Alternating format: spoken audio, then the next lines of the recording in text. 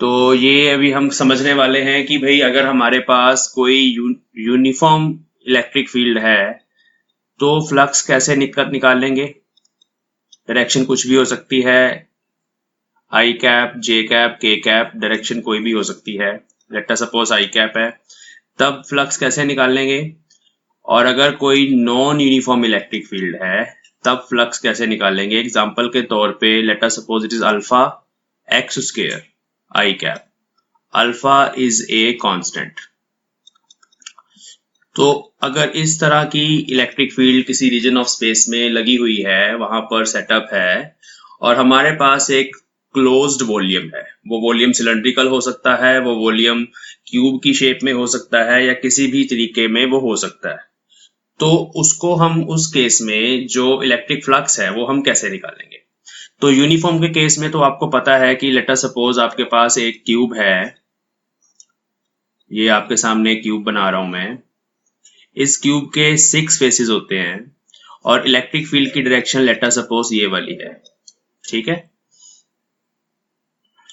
Electric field की direction जो है that is along x axis.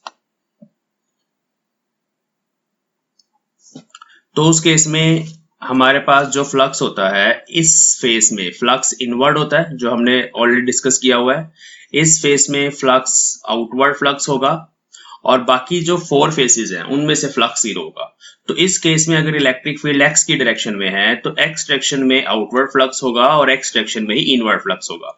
ये नेगेटिव होगा, माइनस इलेक्ट्रिक फील्ड इनटू जो भी इस सरफेस का एरिया है, और इस केस में फ्लक्स होगा प्लस ई इंटू जो भी सरफेस का एरिया है, और टोटल फ्लक्स जो होगा that will B zero in this case, ये हमें पता है। अगर इसी केस में late us suppose electric field जो है वो अप डायरेक्शन में लगी होती, एक और क्यूब बनाते हैं और लेट अस सपोज यहां पर इलेक्ट्रिक फील्ड लगी होती कौन सी डायरेक्शन में बच्चों, अप डायरेक्शन में, तो उस केस में फिर एक तो ये वाला फेस उसका फ्लक्स होता आउटवर्ड, वो पॉजिटिव होता।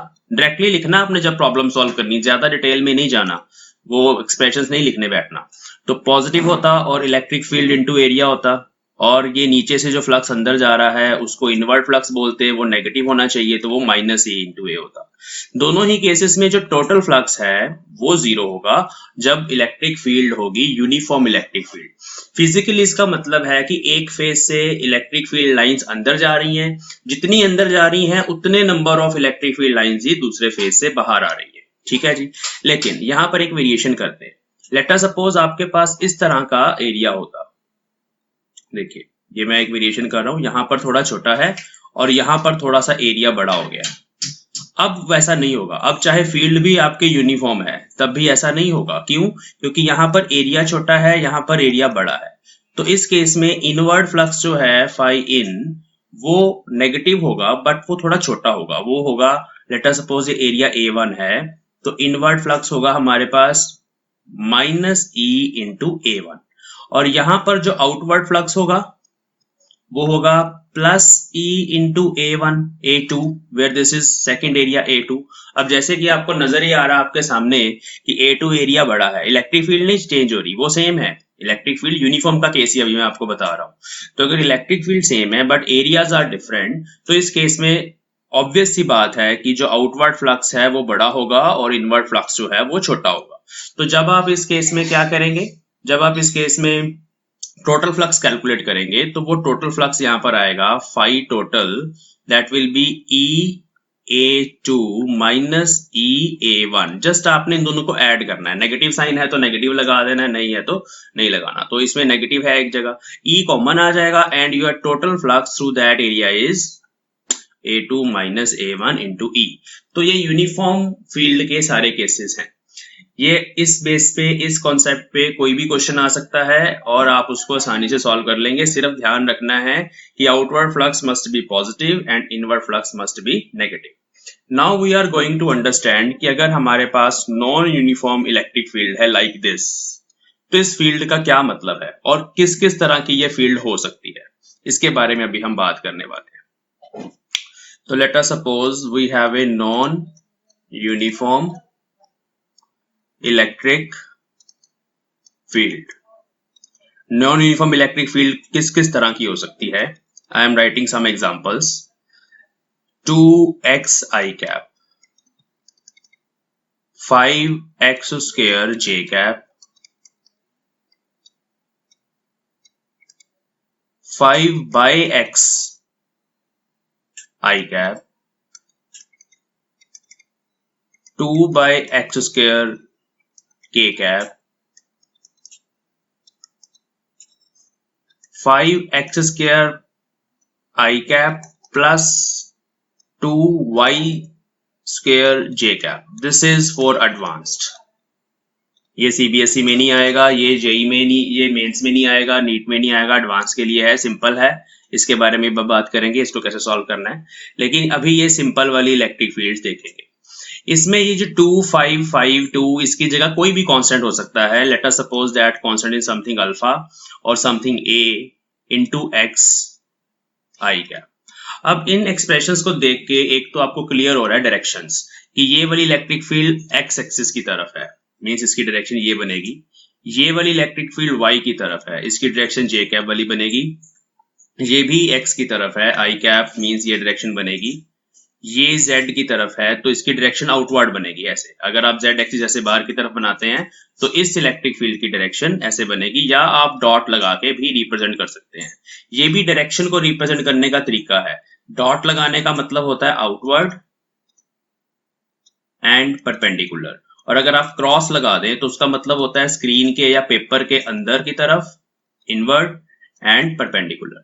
तो ये दो केसेस हैं हमारे पास जिसमें हम आउटवर्ड और इनवर्ड को रिप्रेजेंट करते हैं. एक तो डायरेक्शंस पता लग गई, दूसरा क्या पता चला, ये वाली जो इलेक्ट्रिक फील्ड है ये एक्स के साथ लीनियरली इंक्रीज कर रही है. मींस अगर आपके पास एक कोऑर्डिनेट सिस्टम है और यहां पर लेट अस सपोज x की वैल्यू है 1, यहां पर x की वैल्यू है 2 एंड यहां पर है 3, तो मींस अगर मैं फर्स्ट वाली इलेक्ट्रिक फील्ड की बात करूं तो यहां पर हमारे पास इलेक्ट्रिक फील्ड होगी 2i कैप. यहाँ आप x को 2 से मल्टीप्लाई, यहाँ पर x की वैल्यू आप 2 सब्स्टिट्यूट करेंगे, 4 आ जाएगा, 4i कैप. यहाँ पर इलेक्ट्रिक फील्ड हो जाएगी 6i कैप, और ये इंक्रीज कर रही है. जैसे कि आपको पता लग रहा है इसका मैग्नीट्यूड जैसे जैसे जैसे हम x एक्सिस की तरफ जा रहे हैं वैसे वैसे इंक्रीज हो रहा है. ये भी इंक्रीजिंग है लेकिन यहाँ स्क्वायर है तो इसकी वेरिएशन स्क्वायर के फॉर्म में है. मींस पहले आ जाएगी 2, 1 पुट करेंगे तो 5 आ जाएगा, 2 पुट करेंगे तो 2 का स्क्वायर 20 बन जाएगा ये. तो इस तरह से electric field increasing along x axis. और इन दोनों फंक्शंस में क्योंकि रेसिप्रोकल में है, x नीचे है, तो इसका मतलब है electric field is decreasing towards x axis. नीचे वाले जो दो फंक्शंस हैं उसमें इलेक्ट्रिक फील्ड जो है दैट इज डिक्रीजिंग. तो चाहे इंक्रीज कर रही हो चाहे डिक्रीज कर रही हो, that is basically non uniform electric field. अब ऐसे ही लेट अस सपोज एक फंक्शन और लिख लेते हैं हम. Let us suppose we write ay square j cap. अब यहाँ पे y आ गया तो y का मतलब है कि now electric field is pointing along y direction like this, और इसके साथ साथ जो इसकी वेरिएशन है वो ay स्क्वायर है. इसका मतलब है कि जैसे जैसे हम ऊपर चलते जाएंगे y की वैल्यूज को बढ़ाते जाएंगे, इलेक्ट्रिक फील्ड स्ट्रांग होती चली जाएगी. तो इस तरह की फील्ड्स को नॉन यूनिफॉर्म फील्ड्स बोलते हैं. Now I will find the values of field at different points in these cases. Let us suppose we choose this electric field, second वाली, ठीक है. ये j कैप की तरफ है हमारे पास, यहाँ y चाहिए, डायरेक्शन ऊपर की तरफ है लेकिन फील्ड ये है, कोई प्रॉब्लम नहीं है, ये भी सही है फंक्शन. देखिए कैसे 5x स्क्वायर j कैप, इस फील्ड का क्या मतलब है देखेंगे. I am writing E is equal to 5x square j cap.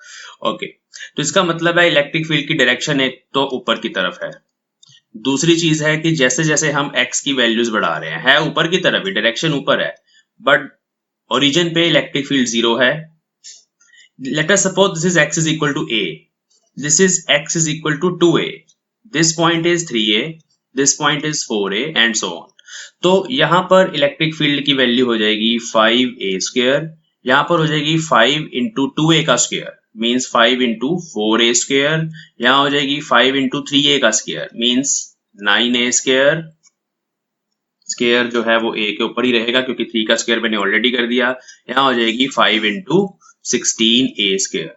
तो इस तरह से आपको इलेक्ट्रिक फील्ड की वैल्यूज हर पॉइंट पे निकालनी आनी चाहिए अगर आपको इस तरह की non uniform electric field given है। चलो अब हम करते हैं फिर प्रॉब्लम जो एनसीईआरटी प्रॉब्लम है, और जो प्रॉब्लम हमें बहुत इंपॉर्टेंट है। पहले मैं जो फर्स्ट क्वेश्चन कर रहा हूं उसमें यूनिफॉर्म फील्ड की एग्जांपल कर रहे हैं। एक सिलेंड्रिकल वॉल्यूम है हमारे पास,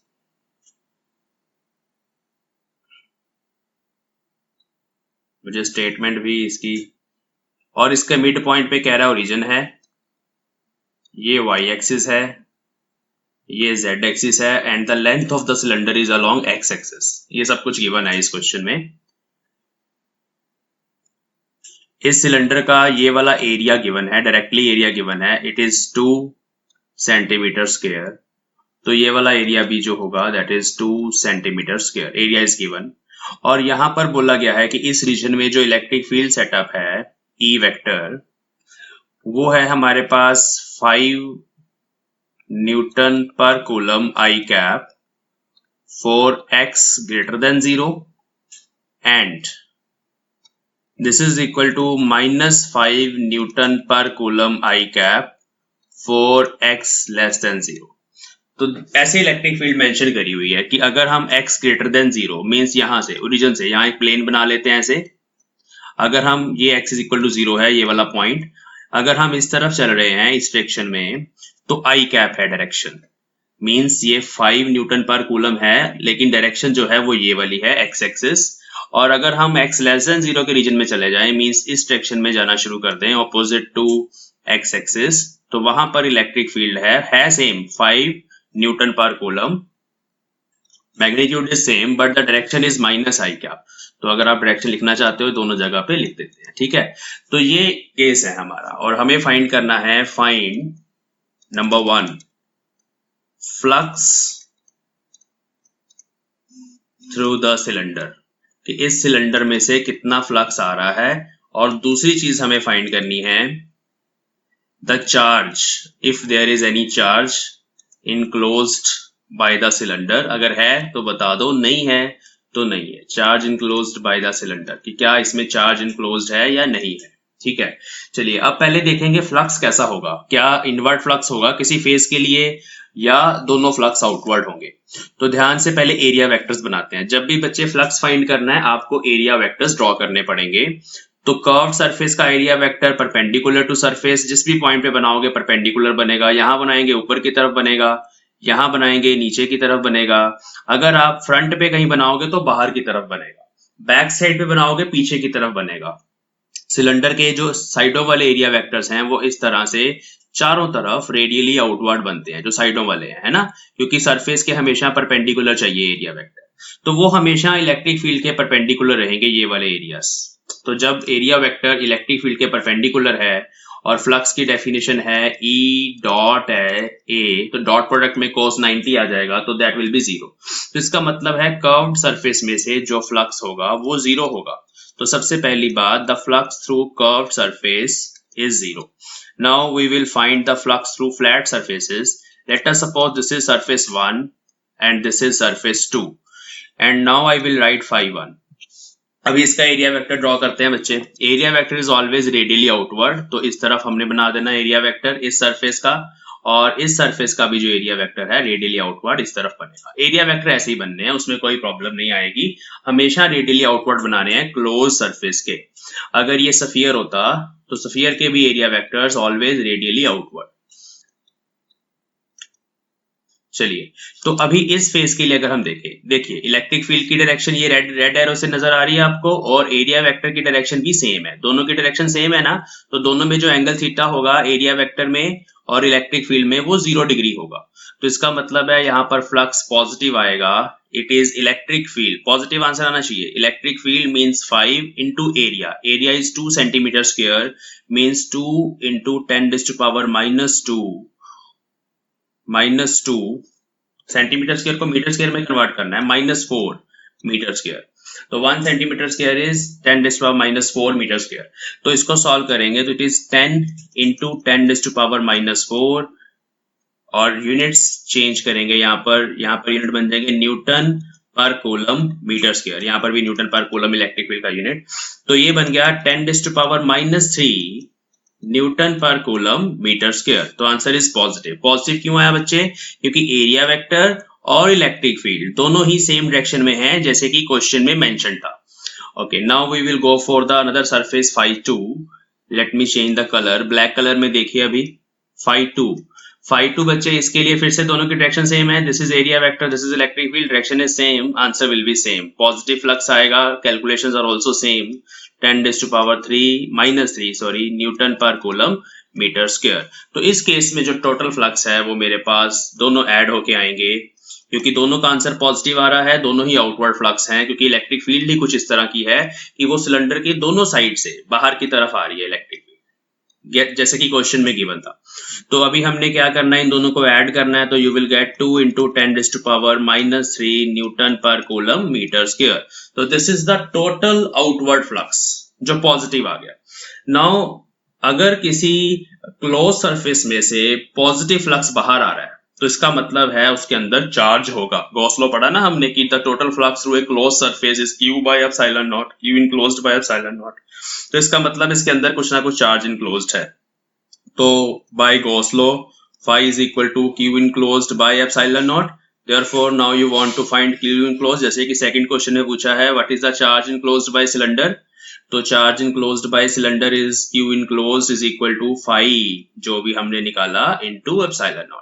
तो phi हमने निकाला 2 × 10⁻³ into ε0। इसकी वैल्यू होती है 8.854 10⁻⁻12। जब आप इनको मल्टीप्लाई करेंगे कूलम में आपके पास आंसर आ जाएगा। तो ये हमने एक न्यूमेरिकल किया, ये इसके जैसा एनसीईआरटी में और एक क्वेश्चन है, नोट्स में भी है, तो वो आपने करना है। तो ये क्वेश्चन जो है ये है यूनिफॉर्म फील्ड के लिए। यूनिफॉर्म फील्ड में भी टोटल फ्लक्स नॉन जीरो आ सकता है, ये वो एग्जांपल है। अगर इस केस में इलेक्ट्रिक फील्ड सिर्फ एक ही डायरेक्शन में होती, इस तरफ, ऐसे दो डायरेक्शंस ना दी होती इलेक्ट्रिक फील्ड की, तब टोटल फ्लक्स जीरो आता, जैसे कि हम पिछले अपनी प्रॉब्लम्स में कर रहे थे। तो यूनिफॉर्म फील्ड में इस तरह से टोटल फ्लक्स नॉन जीरो आ गया। चलो नेक्स्ट अब नॉन यूनिफॉर्म फील्ड का क्वेश्चन करते हैं।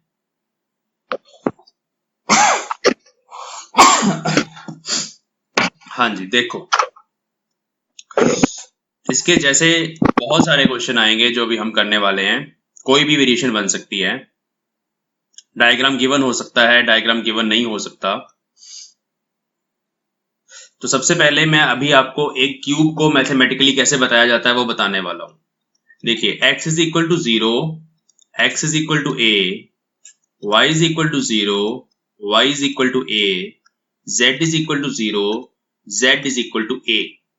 अगर आपके पास इस तरह से कुछ वैल्यूज दी गई हैं, तो इसका मतलब है ये बेसिकली सरफेसेस दिए गए हैं क्यूब के। x is equal to 0 वाला सरफेस बच्चे यहाँ पे बनेगा, this is x is equal to 0 वाला surface.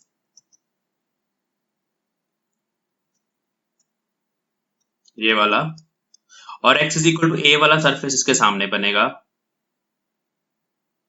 This is x is equal to a।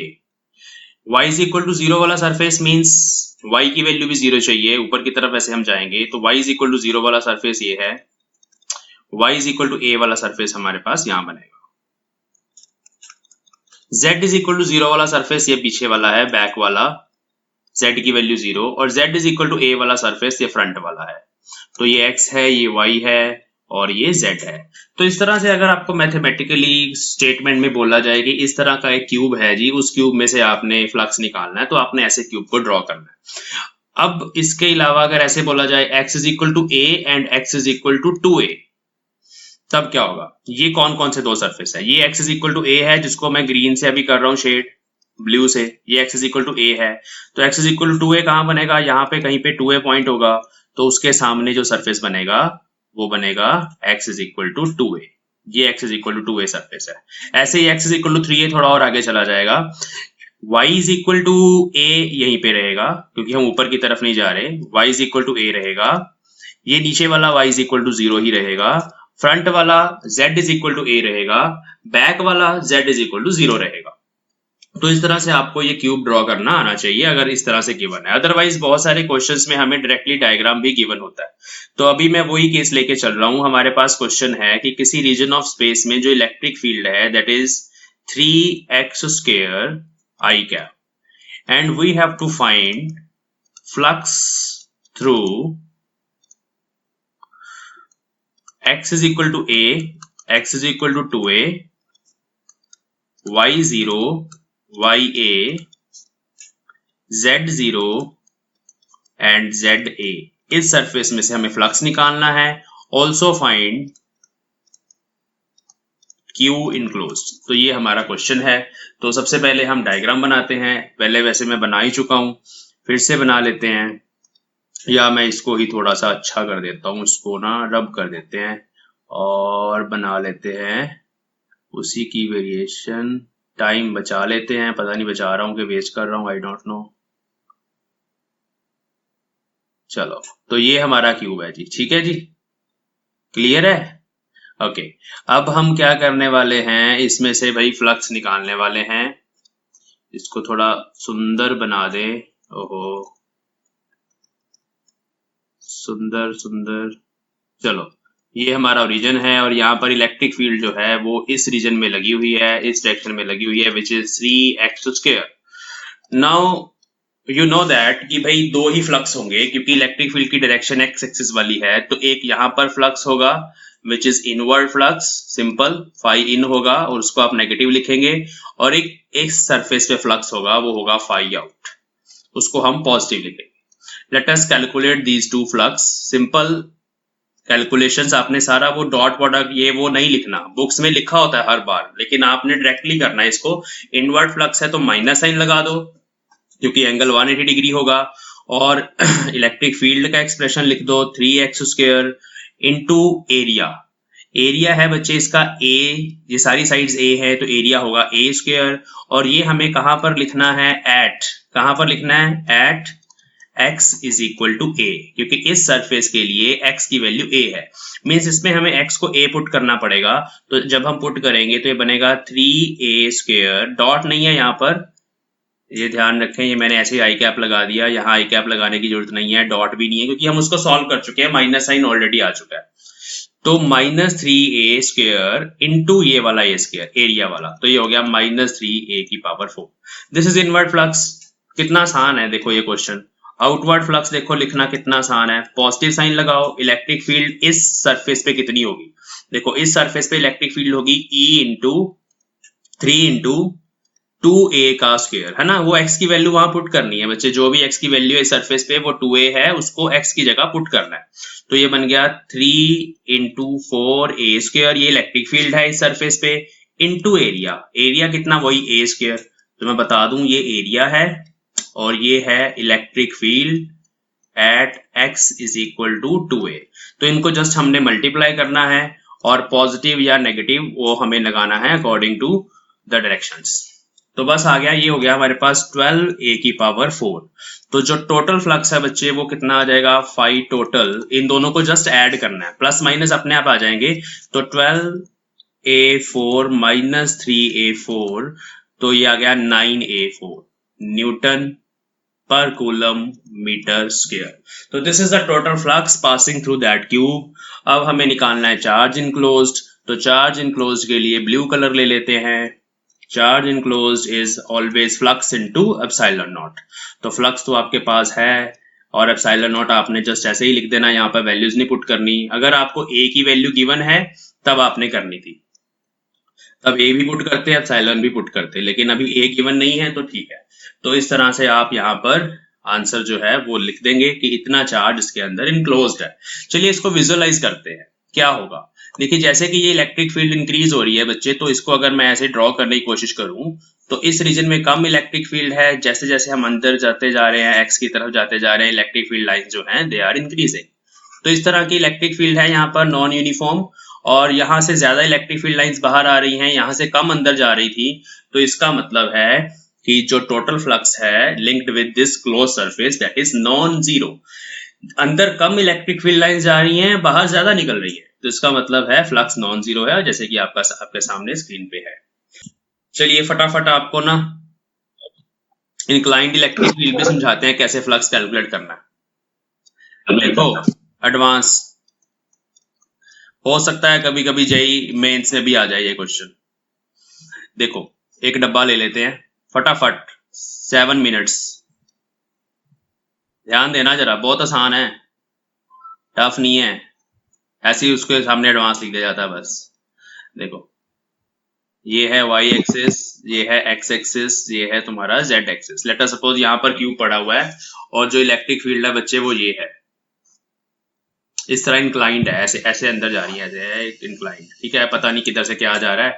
तो इलेक्ट्रिक फील्ड की वैल्यू गिवन है विच इज 3, लेकिन यूनिफॉर्म लेके चलते हैं ना, नॉन यूनिफॉर्म नहीं लेते, फिर और डिफिकल्ट हो जाएगा, फिर आपको एक्स वाई जेड भी पुट करना पड़ेगा। वैसे कर भी सकते हैं, कोई प्रॉब्लम नहीं है, तो अलग अलग फेस के लिए पुट कर सकते हैं।